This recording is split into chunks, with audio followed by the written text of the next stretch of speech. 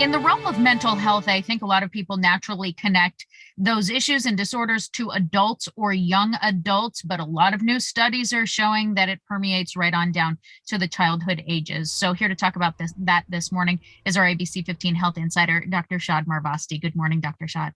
Good morning, Noelani. So kind of the key words that we're learning about when it comes to kids and mental health are ACEs, adverse childhood events. What does that mean? So these adverse childhood experiences or events are potentially traumatic events that occur in childhood.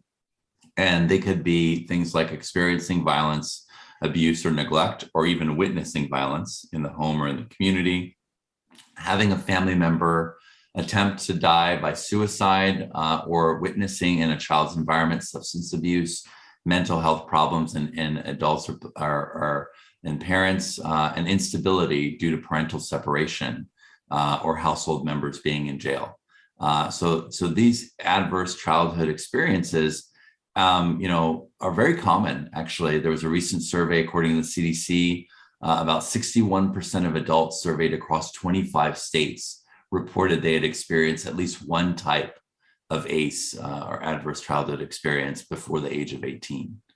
And 1 in 6 of them actually reported experiencing 4 or more types of these. And so these actually pose a huge threat to mental health, and can have lasting negative impact also on physical health as well, and social determinants, opportunities in terms of the ability to, get educated in the future, job potential. There are even mental health experts right now that say that the instability of the pandemic has kind of mirrored a trauma for some kids. So this is affecting a lot of families, and you can see it play out in behavior of young children. So kind of how do we start to address this?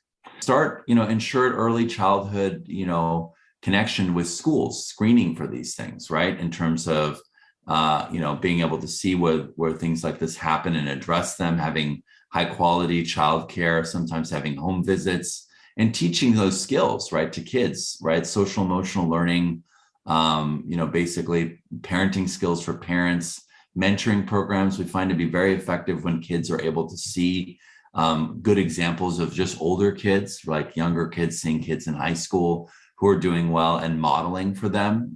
That makes a huge difference. So having those programs in place in these communities for these families, and really it's a community effort. Again, this whole idea of taking a village, I think it really applies.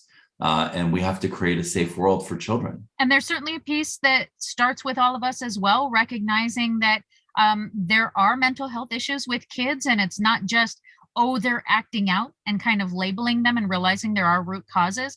But also there are pieces that start at home, building those healthy mental health habits at an early age so that they become lifelong practices. So what are some of those? Kids are always interpreting everything that happens around them. And a lot of times those interpretations are not the right ones, or the ones that you want them to have that are healthy. So making sure you have open dialogue with your kids so that they feel safe and comfortable talking with you about anything and everything, making the time for that space, really, I think, goes a long way in carrying that through adolescence.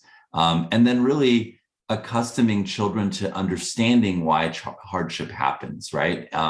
Recognizing that difficulties happen, but showing them how they actually can use their own resource to get up.